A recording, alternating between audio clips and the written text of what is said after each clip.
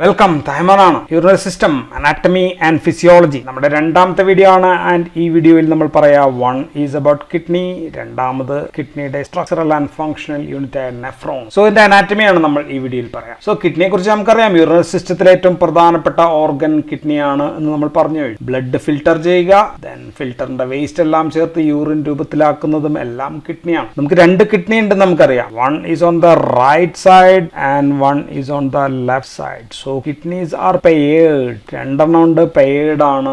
Then kidney എവിടെ ഇരിക്കുക? കിഡ്നിയുടെ പൊസിഷൻ പറയുകയാണെങ്കിൽ it's in the peritoneal cavity. Peritoneal കാവിറ്റിയിൽ തന്നെ പോസ്റ്റീരിയർ സൈഡിലാണ്, പുറകുവശത്താണ്. So it's a retroperitoneal organ ആണ് എന്ന് നമുക്ക് എഴുതാം. ആൻഡ് എക്സാക്ട് ഏരിയ നമ്മൾ പറയുകയാണെങ്കിൽ ഇപ്പൊ ഇത് തൊറാസിക് വെർട്ടിബ്ര, ഇത് 12ാമത്തെ ആണെന്ന് വിചാരിക്കുക, 12th തൊറാസിക്. ആൻഡ് ഇവിടെയാണ് 3ാമത്തെ ലംബാർ, 3rd ലംബാർ എങ്കിൽ ഈ ഗ്യാപ്പിൽ ഇവിടെയാണ് ഇത്രയും നീളത്തിൽ ഈ കിഡ്നി ഇരിക്കുക. സോ ഈ ലെവലിലാണ് ഇരിക്കുക. ആൻഡ് കിഡ്നിയുടെ മുകളിൽ ഡയഫ്രം ഉണ്ട്. കിഡ്നിയുടെ മുകളിൽ ഇങ്ങനെ ഡയഫ്രം പോകുന്നുണ്ട്. സ്റ്റൊമക്, ലിവർ, പാൻക്രിയാസ്, സ്പ്ലീൻ ഇവയെല്ലാം ലാർജ് ഇൻറ്റെസ്റ്റൈൻ എല്ലാം അടുത്തുണ്ട്, സറൗണ്ട് ചെയ്യപ്പെടുകയും ചെയ്യുന്നുണ്ട് കിഡ്നിയുടെ. ആൻഡ് കിഡ്നിയുടെ മുൻഭാഗത്ത് ആന്റീരിയർ സൈഡിൽ 11ാമത്തെയും 12ാമത്തെയും റിബ്സ് ഇങ്ങനെ വരാം. നോട്ട് ഫുള്ളി കവേർഡ്, 12, 11 റിബുകൾ പാർട്ട്ലി കവേർഡ് ആയിട്ട് വരുന്നുണ്ട്. സോ ചെറിയ പ്രൊട്ടക്ഷൻ അങ്ങനെയും കിട്ടുന്നുണ്ട് മുൻവശത്ത്. ആൻഡ് കിഡ്നിയുടെ മുകളിൽ സുപ്പീരിയർ, ഇവിടെ സുപ്പീരിയർ ആയിട്ട് എന്താ ഉള്ളത്? സുപ്ര മുകളിലായോണ്ട് സുപ്ര. കിഡ്നി ആയോണ്ട് renal, സുപ്രാ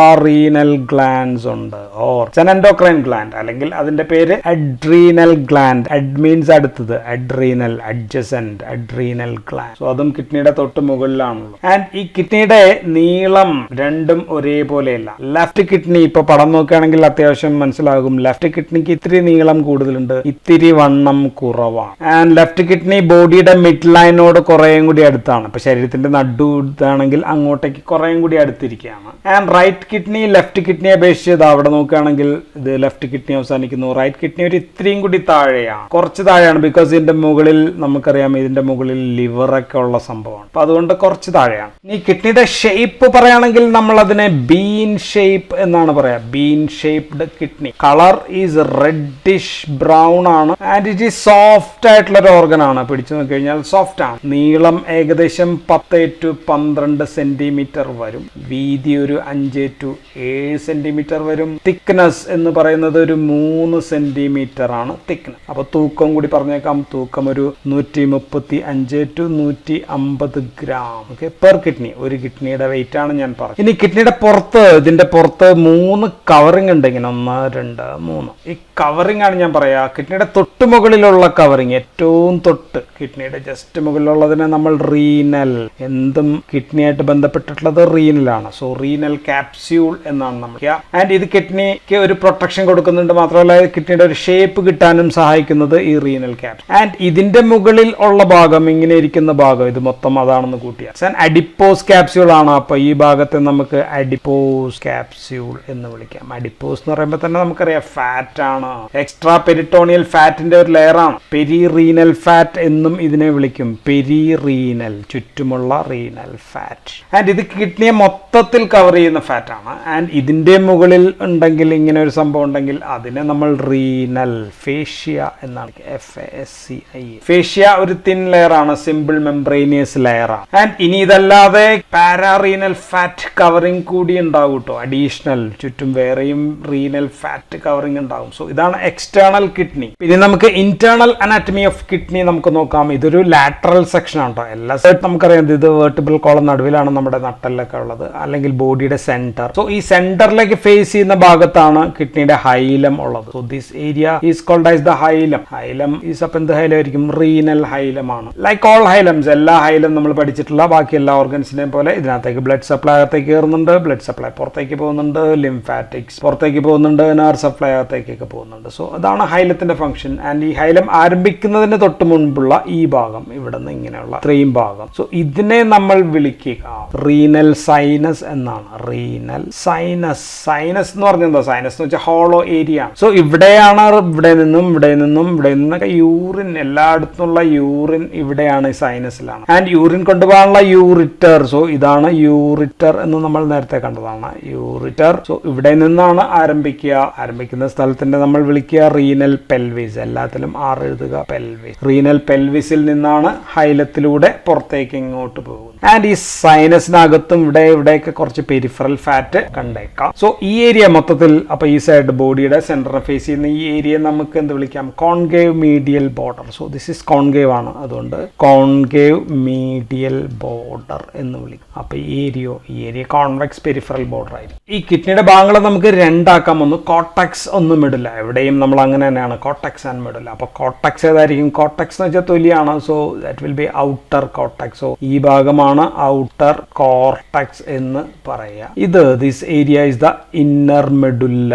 so medulla and cortex. And ഈ കോർട്ടക്സ് നോക്കി കഴിഞ്ഞാൽ റീനൽ കോർട്ടക്സ് ഇസ് കണ്ടിന്യൂസ് ആണ്. ഇങ്ങനെ അങ്ങോട്ട് കണ്ടിന്യൂസ് ആയിട്ട് പോകുന്ന സംഭവം. ഇന്നർ മെഡുലയെ ചുറ്റി വരിഞ്ഞ് സറൗണ്ട് ചെയ്ത് അങ്ങ് പോയിരിക്കുകയാണ്. ആൻഡ് ഈ കോർട്ടക്സിനെ നമ്മൾ വീണ്ടും രണ്ടാക്കി കഴിഞ്ഞാൽ, ഇത് ക്യാപ്സ്യൂൾ ആണ്. ക്യാപ്സ്യൂളിന്റെ തൊട്ടടിയിലുള്ള ഭാഗത്തെ ഔട്ടർ കോർട്ടിക്കൽ സോൺ എന്ന് വിളിക്കാം, ഔട്ടർ കോർട്ടിക്കൽ സോൺ. ആൻഡ് അതിന്റെ അടിയിൽ മെഡുല്ലയുടെ തൊട്ടടുത്തുള്ള ഭാഗത്തെ നമുക്ക് ജെക്സ്റ്റാ എന്ന് വെച്ചാൽ അടുത്താണ്, ജെക്സ്റ്റാ മെഡുല്ലറി സോൺ അല്ലെങ്കിൽ ഇന്നർ ജെക്സ്റ്റാ മെഡുല്ലറി സോൺ എന്ന് വിളിക്കും. ജെക്സ്റ്റാ മെഡുല്ലറി സോൺ എന്ന് വെച്ചാൽ മെഡുല്ലയുടെ തൊട്ടടുത്തിരിക്കുന്ന ഭാഗം, അത്രേ ഉള്ളൂ. ഈ പിങ്ക് കളറുള്ള ഭാഗമാണ് മെഡുല്ല എന്ന് നമ്മൾ പറഞ്ഞു. So this is medulla, this area medulla. പക്ഷെ നമുക്ക് ഇവിടെ കാണാം, പക്ഷെ ഇവിടെ ഇല്ല. ഇവിടെ ഉണ്ട്, പക്ഷെ ഇവിടെ ഇല്ല. ഇവിടെ ഉണ്ട്, ഇവിടെ ഇല്ല. അങ്ങനെ കാണാം. അപ്പൊ ദാറ്റ് ഈസ് ഇൻകണ്ടിന്യൂസ് ആണ്. It is not continuous. Cortex continuous ആണ്, പക്ഷെ മെഡുല്ല ഇൻകണ്ടിന്യൂസ് ആണ്. ഇതിന് കാരണം എന്താ വെച്ചാൽ നമുക്ക് നോക്കിക്കഴിഞ്ഞാൽ തന്നെ കാണാം. ഈ ഔട്ടർ കോർട്ടക്സ്, ഈ കോർട്ടക്സ് ആണ് ഈ രണ്ട് മെഡുല്ലയുടെയും ഇടയിലേക്ക്, മെഡുല്ലയുടെ ഇടയിലൂടെ അതിന്റെ ഇന്നർ ആസ്പെക്ട്സിലേക്ക് ഇങ്ങനെ കടന്നിരിക്കുകയാണ്. സോ ഇങ്ങനെ കോർട്ടക്സ് മെഡുല്ലയുടെ ഇടയിൽ ഇരിക്കുന്ന ഈ ഭാഗത്തിന് നമുക്കൊരു പേര് കൊടുത്തേക്കാം. ഈ ഭാഗത്തിന് അപ്പൊ നമ്മൾ എന്ത് വിളിക്കും? റീനൽ തന്നെയാണ്. കോളം, COL, കോളം എന്ന് വിളിക്കും. സോ റീനൽ കോളം സിമ്പിൾ ആയിട്ട് പറഞ്ഞാൽ രണ്ട് മെഡുല്ലയുടെ ഇടയിലുള്ള portion between two medulla is the renal column. ഇടയ്ക്കുള്ള ഈ കോളംസ് മൂലം നിങ്ങൾ റീനൽ മെഡുല്ല നോക്കി കഴിഞ്ഞാൽ ഇതിനൊരു കോൺ ഷേപ്പ് അല്ലെ, ഇങ്ങനെയാണ് ഇരിക്കുക. Cone shape or pyramid shape ആണ് അല്ലെ, triangular cone shape or pyramid shape. So അപ്പൊ നമ്മൾക്ക് വീണ്ടും പുതിയ പേരിടാം, റീനൽ അഗെയിൻ പിരമിഡ്സ്, അല്ലെങ്കിൽ വേണമെങ്കിൽ മെഡുല്ലറി പിരമിഡ്സ് എന്ന് വിളിക്കാം. Medullary pyramids. ഇനി വേറെ എവിടെയെങ്കിലും നിങ്ങൾ മാൽഫീജിയൻ പിരമിഡ് എന്ന് കേട്ടാലും പേടിക്കേണ്ട, സംഭവം ഇത് തന്നെയാണ്, മാൽഫീജിയൻ പിരമിഡ്. സോ പല പേരുകളുണ്ട്. എത്ര മാൽഫീജിയൻ പിരമിഡ് ഉണ്ട് എന്ന് ചോദിച്ചു കഴിഞ്ഞാൽ പറയാം, ഇറ്റ് ക്യാൻ ബി 8 to 18, 8 മുതൽ 18 വരെ. ഇത് ഗ്രേസ് അനാറ്റമി ബുക്കാന്ന് തോന്നുന്നു. 1 2 3 4 5 6 7 7 കാണുന്നുള്ളൂ, പക്ഷെ 8 to 18 വരെയും. അപ്പൊ പരീക്ഷയ്ക്ക് വരയ്ക്കുമ്പോൾ പിരമിഡ് 3 4 വരച്ചിട്ട് നിർത്തിയാൽ പോരാ എന്ന് ഓർക്കണം. മിനിമം ഒരു 8 7 എങ്കിലും വരച്ച് നിർത്തുക. അപ്പൊ പിരമിഡ് എന്ന് പറയുമ്പോൾ ഒരു ബ്രോഡ് ബേസ് ഉണ്ടായിരിക്കണം അല്ലെ. ഇവിടെ ഒരു ബ്രോഡ് ബേസ് എന്ന് വെച്ചാൽ കോർട്ടക്സിന്റെ ഏരിയയിലേക്ക് തിരിഞ്ഞ്, ഉള്ളിലേക്ക് തിരിഞ്ഞ് അതിന്റെ പോയിന്റഡ് കോൺ അല്ലെ, നാരോ അപ്പെക്സ് കാണാം. അപ്പോൾ റീനൽ സൈനസിന്റെ സൈഡിലാണ് ഈ അപ്പെക്സ് ഭാഗം. സോ ഇങ്ങനെ റീനൽ സൈനസിലേക്ക് തള്ളി നിൽക്കുന്ന ഈ ഭാഗം. സോ അപ്പൊ നമ്മൾ വീണ്ടും പറയാണ്, ഇതിങ്ങനെ റീനൽ സൈനസ്, ഇതാണ് റീനൽ സൈനസ്. അങ്ങടേക്ക് തള്ളി നിൽക്കുന്ന ഈ ഭാഗത്തെ വീണ്ടും നമ്മൾ ഒരു പേരിടുകയാണ്, അതിനാണ് റീനൽ പാപ്പില്ല എന്ന് വിളിക്കുക. റീനൽ പാപ്പില്ല, ഓക്കെ, PP ഉണ്ടെന്ന് തോന്നുന്നു, റീനൽ പാപ്പില്ല. ആൻഡ് ഇങ്ങോട്ടേക്ക് പോകുന്നതിനെ അപ്പൊ നമുക്ക് ഒരു ഡക്ട് ഉണ്ടെങ്കിൽ അതിനെ നമുക്ക് പാപ്പില്ലറി ഡക്ട്സ് എന്ന് വിളിക്കാം. Papillary ducts. സോ ഈ പാപ്പില്ലറി ഡക്ട്സ് ഓപ്പൺ ചെയ്യുന്നത് അവിടെയുള്ള റീനൽ സൈനസിലേക്കാണ്.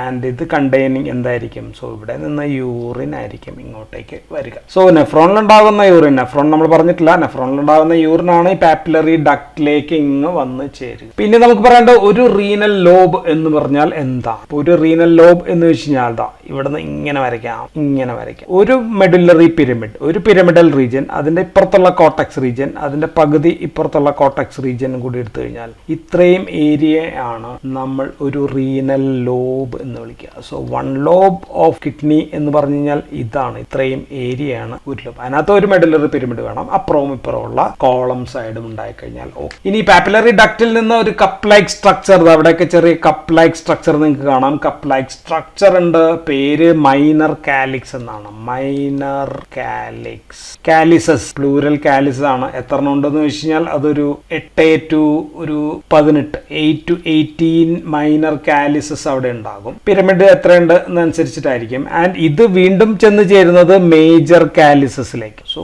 അത് മേജർ കാലിസസ് ആണ്. മേജർ കാലിസസ് എന്ന് പറയുമ്പോൾ 2 to 3 ആണ്. ഈ മേജർ കാലിസസ് എല്ലാം കൂടി ചേർന്നിട്ട് ഇവിടെ ഒരു ഫണൽ ലൈക്ക് റീജിയനിലേക്ക് വന്ന് ചേരും. ആൻഡ് ഇതിനെയാണ് നമ്മൾ റീനൽ പെൽവിസ്, നേരത്തെ പറഞ്ഞാണ് റീനൽ പെൽവിസ് എന്ന് പറയുന്ന ഭാഗം. സോ റീനൽ സൈനസ് എന്ന് പറഞ്ഞു കഴിഞ്ഞാൽ ഈ renal pelvis, major Kallis, minor Kallis എല്ലാം കൂടി വന്ന് ചേരുന്ന ഈ ഭാഗമാണ് റീനൽ സൈനസ് എന്ന് നമ്മൾ പറയാം. സോ ദിസ് എ കാവിറ്റി, തുറന്ന കാവിറ്റി ആണ്. കിഡ്നിയുടെ സ്ട്രക്ചറൽ ആൻഡ് ഫങ്ഷണൽ യൂണിറ്റ് എന്ന് പറയുന്നത് നെഫ്രോൺ ആണ്. നമുക്കറിയാം ഈ നെഫ്രോണിന്റെ പണി എന്ന് വെച്ചാൽ എന്താ, ബ്ലഡ് ഫിൽറ്ററിംഗ് ആണ്. സോ ബ്ലഡ് അവിടെ എത്തണം. So blood supply of the kidney is important. Blood സപ്ലൈയെ കുറിച്ചിട്ട് നമുക്ക് പറയാതെ നമുക്ക് നെഫ്രോണിലേക്ക് പോകാൻ പറ്റാത്തതുകൊണ്ട് ഞാൻ ആദ്യം ബ്ലഡ് സപ്ലൈ കുറിച്ചിട്ട് പറയാം. വെറും 150 gram ആണ് കിഡ്നിയുടെ തൂക്കം. ശരീരം ഇപ്പോൾ ഒരു 50-70 കിലോ ഒക്കെ ഉണ്ടെന്ന് വെച്ചാൽ ഒരു 0.5% മാത്രമേ ഉള്ളൂ നമ്മുടെ. പക്ഷേ നമ്മുടെ ഹൃദയത്തിൽ നിന്ന് വരുന്ന കാർഡിയക് ഔട്ട്പുട്ട് 5 ലിറ്റർ ആയിട്ട് കൂട്ടിക്കഴിഞ്ഞു കഴിഞ്ഞാൽ ഒരു 1.2 ലിറ്റർ, ഏകദേശം 20-25% ബ്ലഡും ഈ കുഞ്ഞി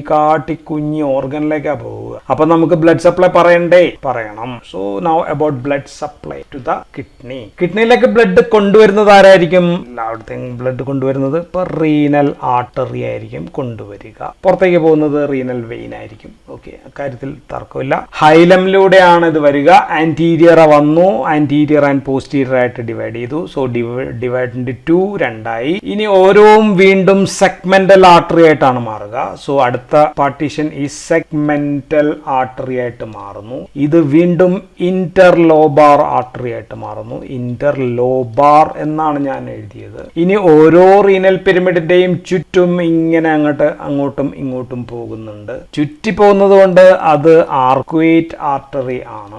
ആർക്വേറ്റ് ആർട്ടറി ആർച്ച് പോലെ പോകുന്നു. ആൻഡ് ഇത് വീണ്ടും ഡിവൈഡ് ചെയ്യുന്നുണ്ട്. ഡിവൈഡ് ചെയ്തിട്ട് ഇന്റർലോബുലാർ ഓർത്തിരിക്കുക, മറ്റേത് ലോബാർ ആണ്, ഇത് ഇന്റർലോബുലാർ ആർട്ടറി ആകുന്നു.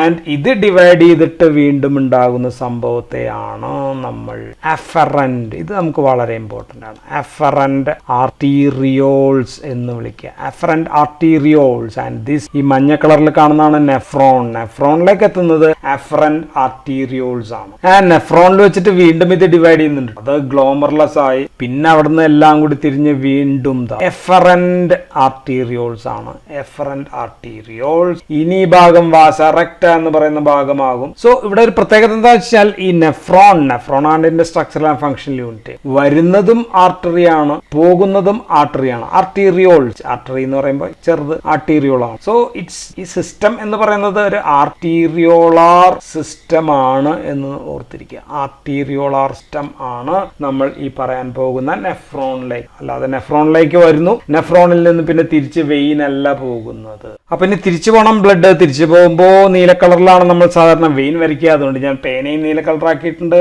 വയസാർ റെക്ടയിൽ നിന്ന് പെരി ട്യൂബുലാർ കാപ്പിലറീസ് ആകുന്നു. പെരി ട്യൂബുലാർ കാപ്പിലറീസ് ആകുന്നു.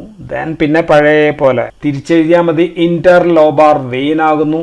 ദെൻ സെഗ്മെന്റൽ വെയിൻ ആകുന്നു. ദെൻ അതിനുശേഷം റീനൽ വെയിൻ ആകുന്നു. റീനൽ വെയിൻ ഹൈലത്തിൽ നിന്ന് പുറത്തിറങ്ങുന്നു. പുറത്തിറങ്ങി കഴിഞ്ഞാൽ പിന്നെ ഇവിടെ ആരുണ്ടാകും? ഇവിടെ നമ്മുടെ ഇൻഫീരിയർ വീനൊക്കെ ഉണ്ടാകും, നേരെ ഹൃദയത്തിലേക്ക് പോകും. ഓക്കെ, സോ ഇതാണ് ബ്ലഡ് സപ്ലൈ. അപ്പോൾ നമ്മൾ ഓർത്തിരിക്കേണ്ടത് afferent arterioles and efferent arterioles രണ്ടും ആർട്ടീരിയോളാർ സിസ്റ്റം ആണ്. നെർവ് സപ്ലൈ ജസ്റ്റ് ഒന്ന് പറഞ്ഞേക്കാം. പാരാസിമ്പതറ്റിക് നെർവ് സപ്ലൈ ഉണ്ട്, സിമ്പതറ്റിക് നെർവ്സ്, ദെൻ ലോബ L1 L2 ഭാഗത്തു നിന്നുള്ള വിസറൽ നെർവ്സ് വരുന്നുണ്ട്. സോ ഇതാണ് കിഡ്നി. കിഡ്നിയുടെ സ്ട്രക്ചർ ഇത്രേ ഉള്ളൂ. ഇനി നമുക്ക് നെഫ്രോണിനെ കുറിച്ച് പറയാം. കിഡ്നിയുടെ സ്ട്രക്ചറൽ ആൻഡ് ഫങ്ഷണൽ യൂണിറ്റ് എന്ന് പറഞ്ഞാൽ പിന്നെ ഒന്നും നോക്കേണ്ടത്, that is nephrons. Blood supply വന്നു ചേരുന്നത് അഫറന്റ് ആർട്ടീരിയോൾസിലാണ്. അത് നെഫ്രോണിലേക്കാണ് വന്നു ചേരുന്നത്. എത്ര നെഫ്രോൺ ഉണ്ട്? 1 to 1.3 മില്യൺസ് ഓഫ് നെഫ്രോൺ ഓരോ കിഡ്നിയിലുണ്ട്. പണി ബ്ലഡ് ഫിൽട്ടർ ചെയ്യുക, കുറച്ച് സാധനങ്ങൾ മാറ്റുക, റിമൂവൽ, കുറച്ച് എക്സ്ചേഞ്ച് ചെയ്യുക, ചിലത് ആഡ് ചെയ്യുക. അപ്പൊ അങ്ങനെയൊക്കെ ആകുമ്പോഴത്തേക്കും ബ്ലഡ് ക്ലിയർ ആകും, പ്യൂരിഫൈഡ് ആകും. ആൻഡ് നെഫ്രോണിന്റെ ബോഡി ഭാഗങ്ങളെ നമ്മൾ നോക്കിക്കഴിഞ്ഞാൽ നമുക്ക് 2 ഭാഗമാക്കാം. ഒന്ന് ഫിൽട്ടർ ചെയ്യുന്ന ഭാഗം. ഫിൽട്ടർ ചെയ്യുന്ന ഭാഗത്തെ നമ്മൾ റീനൽ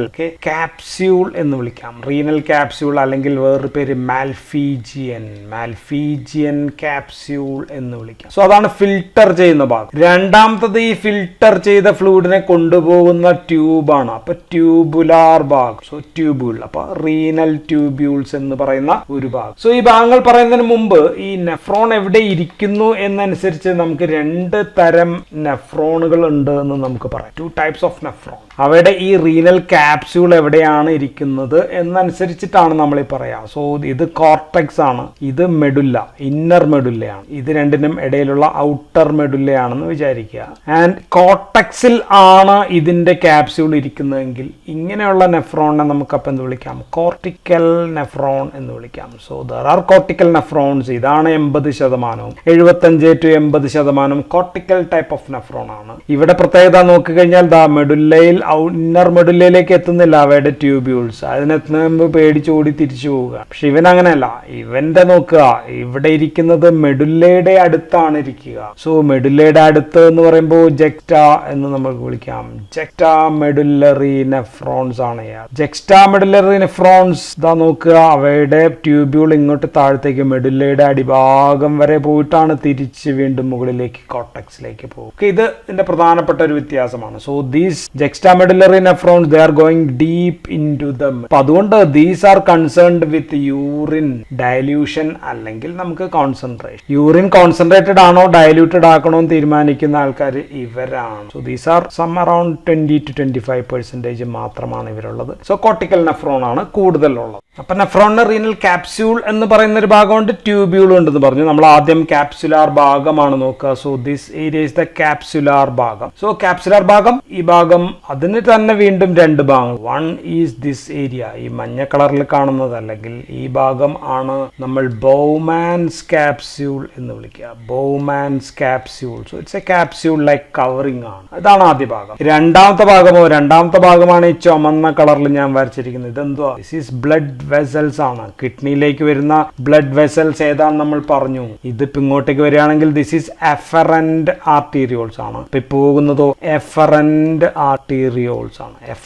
സോ ഇവിടെ വീണ്ടും ഇതിങ്ങനെ പിരിഞ്ഞ് വീണ്ടും ചെറുതാകുകയാണ്. So this tuft of capillaries, ഇതിനകത്തുള്ള ടഫ്റ്റ് ഓഫ് കാപ്പിലറീസ് നമ്മൾ വിളിക്കുക ഗ്ലോമറുലസ് എന്ന. Glomerulus. So tuft of capillaries inside the Bowman's capsule is glomerulus. So ഇത് ആക്ച്വലി ഇതാണ് നെഫ്രോണിന്റെ ഭാഗം. ഇത് സത്യത്തിൽ ഒരു ബ്ലഡ് സപ്ലൈയുടെ ഭാഗമാണ്. പക്ഷേ നമുക്ക് this is also an integral part. ഇതില്ലാതെ ഇവൻ മാത്രം ഇരുന്നിട്ട് ഒരു പ്രത്യേകിച്ച് കാര്യമില്ല. നമുക്ക് ഫിൽട്ടർ ചെയ്യേണ്ടത് ബ്ലഡ് ആണ്. സോ ബ്ലഡ് വെസലും വേണം, അതിനൊപ്പം തന്നെ ബൗമൻസ് ക്യാപ്സ്യൂളും വേണം. ഈ പോകുന്ന ബ്ലഡ് വെസൽ പിന്നെതാ ഞാൻ ഇവിടെ വെറുതെ വരച്ചിരിക്കുകയാണ്, പെരി ട്യൂബുലാർ കാപ്പിലറീസ് ആയിട്ട് ഇതിങ്ങനെ ഇതേ നെഫ്രോണിനെ അല്ലെങ്കിൽ മറ്റു നെഫ്രോണുകൾ ഇങ്ങനെ ചുറ്റി വരിഞ്ഞാണ് പോകും. സോ അതിനാണ് നമ്മൾ വാസ റെക്ട.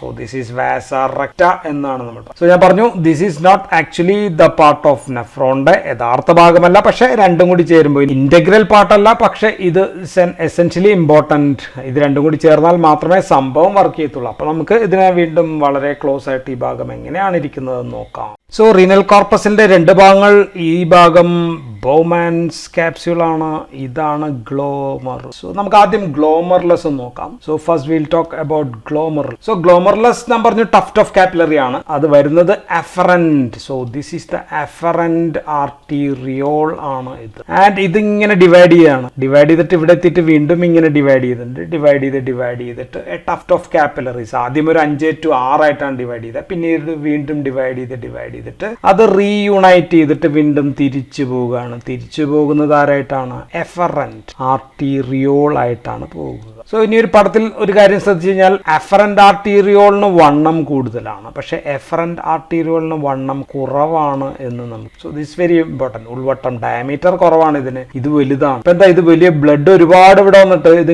കുറച്ച് പോകാനേ വകുപ്പുള്ളെങ്കിൽ ഇവിടെ പ്രഷർ കൂടും. സോ ഫിൽട്ടറേഷന് വേണ്ടി സഹായിക്കാനായിട്ടുള്ള ഒരു മെക്കാനിസം. സോ ഗ്ലോമറുലസ് എന്ന് പറയുന്നത് ഇതാണ്. Glomerulus is an arterial vascular system ആണ്. So what is glomerulus? It's an arterial vascular system inside the Bowman's cap. Bowman's capsule അകത്തുള്ള arterial vascular system ആണ് നമ്മൾ glomerulus എന്ന് പറയാം. അപ്പോൾ Bowman's capsule നമുക്ക് വേണമെങ്കിൽ glomerulsന്റെ ചുറ്റുമാണെന്ന് പറയാം, അല്ലെങ്കിൽ Bowman's capsuleന്റെ ഉള്ളിലാണ് glomerulus, എങ്ങനെ വേണമെങ്കിൽ നമുക്ക് എഴുതാം. സോ ഇതിന് 2 ലെയർ ഉണ്ടെന്നുള്ളതാണ് പ്രധാനം. സോ ദിസ് വൺ, ഈ ലെയർ ആണ് ഇന്നർ, ഉള്ളിലുള്ള ലെയർ, ഇന്നർ വിസറൽ ലെയർ ആണ്. Inner visceral layer. ആൻഡ് ഈ layer, this layer is outer, പരൈ parietal layer, outer parietal layer and inner visceral layer. And ഇപ്പം നോക്കിക്കഴിഞ്ഞാൽ this layer inner visceral layer ആണ് ആരുമായിട്ട് കണക്ട് ചെയ്യാതാ ഇവിടെ ബ്ലഡ് വെസലുമായിട്ട് കണക്ട് ചെയ്യുക അല്ലെങ്കിൽ ഗ്ലോമർലെസുമായിട്ട് കണക്ട് ചെയ്യുന്ന ലെയർ ഇതാണ്. ഔട്ടർ പരേറ്റൽ ലെയറോ ഔട്ടർ പരേറ്റൽ ലെയർ ഇങ്ങനെ അങ്ങ് പോവുകയാണിതാ. ഇത് ഇങ്ങനെ അങ്ങോട്ട് പോയത് ഇതിനിടയിൽ ഒരു സ്പേസ് ഉണ്ട് ക്ലഫ്. സോ ഇത് ഇങ്ങനെ അങ്ങോട്ട് പോവുകയാണെങ്കിൽ നമുക്ക് ഇത് ഇങ്ങനെ അങ്ങോട്ട് പോവുകയാണെങ്കിൽ ദിറ്റ് ഈസ് ദ ട്യൂബ്യൂൾ. ഭാവിയിൽ ട്യൂബ്യൂൾ ആവുന്നത് ഈ ഔട്ടർ പരേറ്റൽ ലെയർ ആണ്. ഇന്നർ വിസറൽ ലെയർ ഇവിടെ ഇങ്ങനെ ഇരിക്കുകയാണ്. So this is acting as the filtration unit and this layer acts as the external ട്യൂബ്യൂളായിട്ട് മുന്നോട്ട്. സോ ഇതിനിടയിലുള്ള സ്പേസ് ഇതാണ്. This space is the lumen.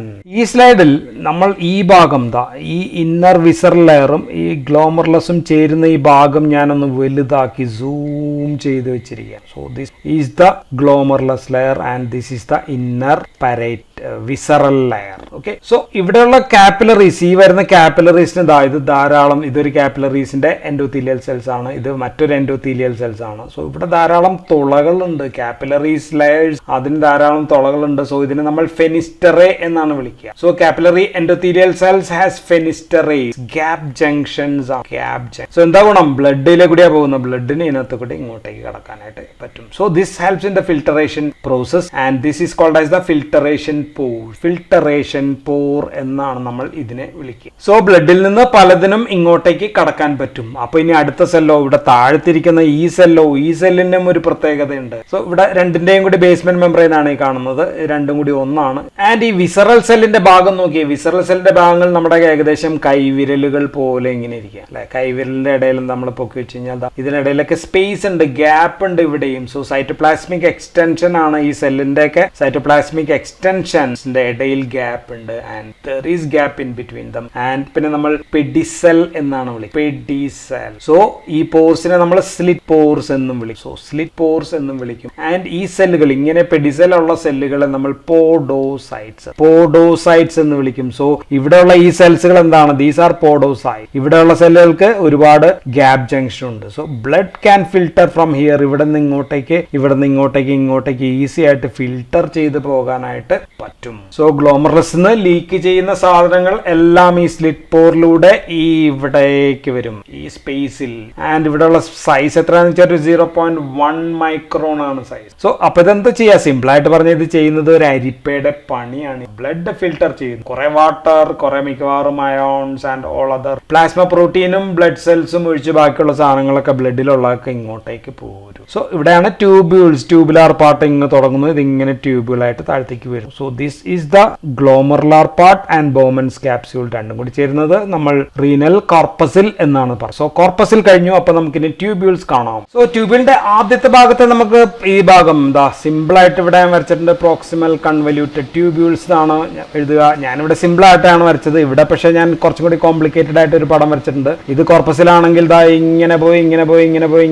ഇങ്ങനെയൊക്കെയാണ് പോയിട്ടാണ് വരിക. പക്ഷെ ഇവിടെ എളുപ്പത്തിന് വേണ്ടി ഞാൻ ഇങ്ങനെ വരച്ചു വെച്ചിരിക്കുന്നു. So this area is called as the proximal. അടുത്തുള്ളത് ആരുടെ പ്രോക്സിമിറ്റി? ഗ്ലോമർലെസിന്റെ പ്രോക്സിമിറ്റി. അതുകൊണ്ട് പ്രോക്സിമൽ കൺവല്യൂട്ടഡ് ട്യൂബ്യൂൾ എന്നാണ് നമ്മൾ വിളിക്കുന്നത്. സോ ഇത് ഫുൾ മിക്കവാറും ഇത് കോർട്ടക്സ് ആണെങ്കിൽ കോർട്ടക്സ് ഭാഗത്തായിരിക്കും മിക്കവാറും ഇതുള്ളത്. ഒരു ഏകദേശം 14 മില്ലിമീറ്റർ ഒക്കെയാണ് ഉണ്ടാവുക. 55 മൈക്രോൺ ഡയമീറ്റർ എന്ന് ഓർത്തിരിക്കേണ്ട ആവശ്യമില്ല. ആൻഡ് ഇവിടുത്തെ സെല്ലുകൾ ഓർത്തിരിക്കണം. Cells are brush border cells. So നമ്മൾ വരയ്ക്കുകയാണെങ്കിൽ ഇങ്ങനെ ആയിരിക്കും. ഇവിടെയുള്ള സെല്ലുകൾ ബ്രഷ് ബോർഡർ സെൽസ് ആണ്. ഫിംഗർ ലൈക്ക് പ്രൊജക്ഷൻസ് ലൂമനിലേക്ക് ഇങ്ങനെ ഇരിക്കുന്ന സെല്ലുകളാണ് എന്ന് പ്രത്യേകം ഓർക്കും. സോ ഇവിടെയാണ് ഏറ്റവും കൂടുതൽ ഫിൽട്ടറേഷൻ വന്ന സംഭവങ്ങളെല്ലാം റീഅബ്സോർഷൻ. സോ റീഅബ്സോർഷൻ മാക്സിമം നടക്കുന്ന ഭാഗം പ്രോക്സിമൽ കൺവല്യൂട്ടഡ് ട്യൂബ്യൂൾ ആണ് എന്ന് ഓർത്തിരിക്കുക. ട്യൂബ്യൂളിന്റെ രണ്ടാമത്തെ ഭാഗം, so first part is PCT and രണ്ടാമത്തെ ഭാഗം ഈ മഞ്ഞ കളർ പോകുന്ന ഭാഗമാണ് ഞാൻ വരച്ചിരിക്കുന്നത്. ഈ ഭാഗം അതിന് നമ്മൾ ലൂപ്പ് ഓഫ് ഹെൻലി എന്നാണ് വിളിക്കുക. ലൂപ്പാണ്. ലൂപ്പ് എന്ന് വെച്ചാൽ ഒരു സ്ഥലത്തേക്ക് പോയിട്ട് പിന്നെ തിരിച്ച് വീണ്ടും ആ സ്ഥലത്തേക്ക് മടങ്ങി വരുന്നതിനാണ് ലൂപ്പ് എന്ന് പറയാം. സോ കോർട്ടക്സിൽ നിന്ന് ദിസ് ഏരിയ മെഡുല്ലയാണ്. മെഡുല്ലയിലേക്ക് താഴത്തേക്ക് പോയി വീണ്ടും തിരിച്ച് കോർട്ടക്സിലേക്ക് വരുന്നതാണ് ദിസ് ലൂപ്പ് ഓഫ് ഹെൻലി എന്ന് പറയും. സോ ആദ്യ ഭാഗം, ഇവിടെയുള്ള ആദ്യ ഭാഗം ദിസ് ഈസ് സംവാട്ട് തിക്കാണ്. ഈ ഭാഗം തിക്കാണ്. പിന്നീട് അത് തിന്നാവുന്നുണ്ട്, ദെൻ ബിക്കം തിൻ ആണ്. അതിനുശേഷം ആൻഡ് ഈ ഭാഗം താഴത്തേക്ക് പോകുന്നതിനെ അപ്പൊ നമുക്ക് ഡിസെൻഡിങ് സെഗ്മെന്റ് എന്ന് വിളിക്കാം. Descending segment. So thick descending and thin descending. Then ഇത് ലൂപ്പ് കഴിയുന്നു. So this area is the loop, വളവാണ്. അത് കഴിയുമ്പോഴത്തേക്ക് മുകളിലേക്ക് അസെൻഡിങ് ആണ്, അത് തിൻ ആണ് ആദ്യ ഭാഗം. സോ തിൻ അസെൻഡിങ് എന്ന് വിളിക്കാം. അതിനുശേഷം വണ്ണം കൂടുകയാണ്. So this area thick ascending. ഇത്രയും ഭാഗങ്ങളാണ് ലൂപ്പ് ഓഫ് ഫെൻലിക്കുള്ളത്. ഏകദേശം 19 to 20 മില്ലിമീറ്റർ നീളം ഉണ്ട്. ആൻഡ് ഇനി ഇത് മുന്നോട്ട് പോവുകയാണ്. മുന്നോട്ട് പോകുന്നത് അടുത്ത ഭാഗത്തേക്കാണ്. അതിനെ നമുക്ക് ഡിസ്റ്റൽ കൺവല്യൂട്ടഡ് ട്യൂബ്യൂൾ എന്ന് വിളിക്കാം.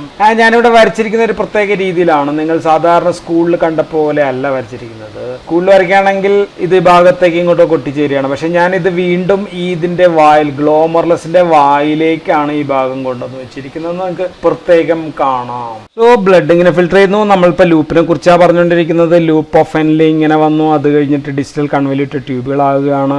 ആകുമ്പോഴത്തേക്കും ഇത് ഇങ്ങോട്ടേക്ക് വീണ്ടും വരിക. സോ തിരിച്ച് വീണ്ടും ഗ്ലോമർലെസിന്റെ മുന്നിലേക്ക് ഈ ഭാഗം വരികയാണ്. അപ്പൊ എന്താ ഗുണം എന്ന് വെച്ചാൽ ഇവിടെ എന്തൊക്കെ ഫിൽട്ടർ ചെയ്തു, ഇപ്പൊ ഇതിനകത്ത് എന്തൊക്കെ ഉണ്ടെന്ന് ഈ ഭാഗത്തിന് അറിയാം. സോ അത് സെൻസ് ചെയ്യുന്ന കുറെ ആൾക്കാർ ഇവിടെ ഇരിപ്പുണ്ട്. ഇപ്പോൾ ഇതിനകത്ത് ഓസ്മോളാലിറ്റി എത്രയാണ്, അതിനകത്ത് ഇൻഗ്രീഡിയൻസ് എന്തൊക്കെ ഉണ്ടെന്ന് നോക്കാൻ വേണ്ടി ഒരാൾ, അതനുസരിച്ച് വേണം ഇവിടെ ഇനി ക്രമീകരിക്കാൻ. അതിന് വേണ്ടിയിട്ടാണ് തിരിച്ച് വീണ്ടും ഇതിന്റെ വായിലേക്ക് കൊണ്ടുവരിക.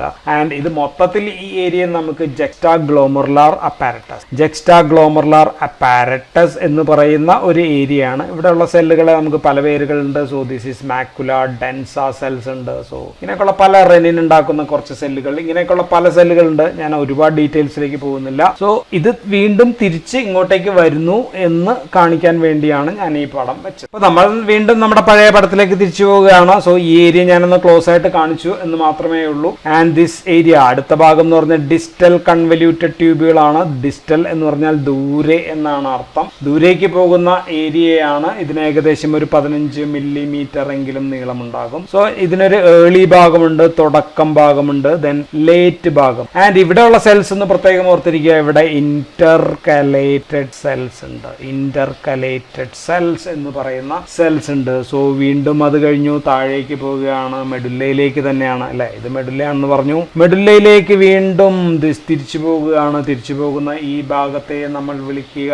എന്താണ്, കളക്ടിംഗ് ഡക്ട് എന്നാണ്. Collecting duct, actually collecting duct ഇതിന്റെ മാത്രം ഭാഗമല്ല, മറ്റു പല നെഫ്രോൺസുകൾ ഇവിടെ ഒന്ന് കളക്ട് ചെയ്യുന്നുണ്ട്. ഒരു 5-6-7 നെഫ്രോൺസുകളൊക്കെ ഒരുമിച്ച് കളക്ടിംഗ് ഡക്ട് ആയിട്ടാണ് ഇങ്ങനെ താഴേക്ക് പോവുക. ഇതാണ് നമ്മൾ പാപ്പിലറി ഡക്റ്റിലേക്ക് പോകുന്നു എന്ന് പറയുന്ന ഭാഗമാണ്. സോ ഇവിടെയുള്ള സെൽസ് ഏതൊക്കെയാണ് എന്നും കൂടി ഒന്ന് ഓർത്തിരിക്കുക. അവിടെ 2 തരം സെൽസ് ആണ്. ഒന്ന് പ്രിൻസിപ്പൽ സെൽസ് ഉണ്ട്, principal cells, and second is again intercalated cells. So 2 തരം സെൽസ്. സോ ഈ സെല്ലുകളൊക്കെ ഓർത്തിരിക്കുക. ഇവിടെ നമ്മൾ പറഞ്ഞത് ബ്രഷ് ബോർഡർ സെൽസ് എന്നാണ് പറഞ്ഞത്. സോ ഈ സെൽസുകൾ ഒന്ന് പ്രത്യേകം ഓർത്തിരിക്കുക. സോ നമ്മൾ പറഞ്ഞത് നെഫ്രോണിന്റെ സ്ട്രക്ചർ, ഇത് നമ്മൾ പറഞ്ഞത് ബോമൻസ് ക്യാപ്സ്യൂൾ ആണ്, ഇത് ഗ്ലോമർലെസ് ആണ്, ഇത് പ്രോക്സിമൽ കൺവല്യൂട്ടഡ് ട്യൂബ്യൂൾ ആണ്, ഇത് നമ്മൾ പറഞ്ഞത് ലൂപ്പ് ഓഫ് ഫെൻലി ആണ്, ദെൻ പറഞ്ഞത് distal convoluted tubule, and this area is called as the collecting duct എന്നാണ് പറഞ്ഞത്. So this is all about nephron and kidneys. അപ്പൊ ഇനി നമുക്ക് ഫിസിയോളജി പഠിക്കാൻ സമയമായി. ഫിസിയോളജി ഓഫ് യൂറിൻ ഫോർമേഷൻ നമുക്ക് പറയാം. So that's all in this video. Thank you for watching.